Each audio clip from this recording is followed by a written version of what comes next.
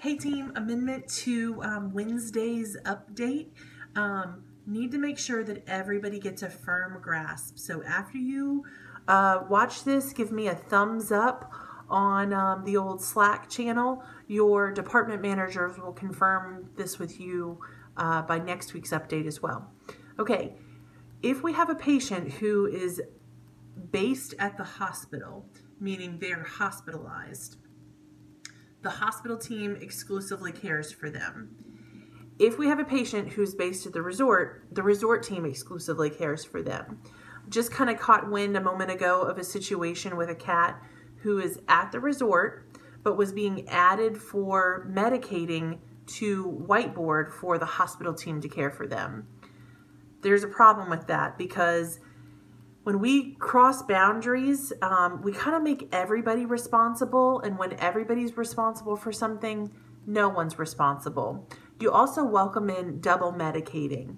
And just about 6 or 8 weeks ago, we had a patient who was double medicated at the resort and became really ill because of that. I want to backtrack to say we really have to respect those boundaries. Sometimes we have pets who are at our resort and aren't thriving there and they need to move over to be hospitalized. If that's the case, although they may remain checked in at the resort for the sake of the owner paying for those charges, if they end up at the hospital team will care for them. I need to make sure everybody has a firm grasp on this concept.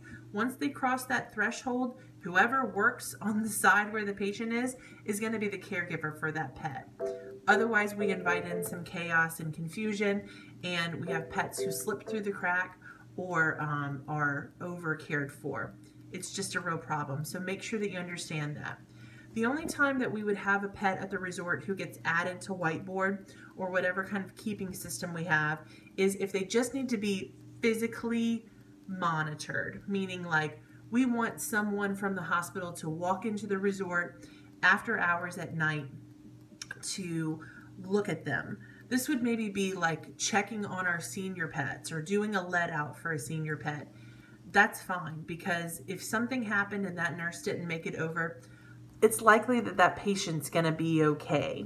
But when it comes to medicating, it makes it uncomfortable for me to imagine us doing that flawlessly. So that's how we do that.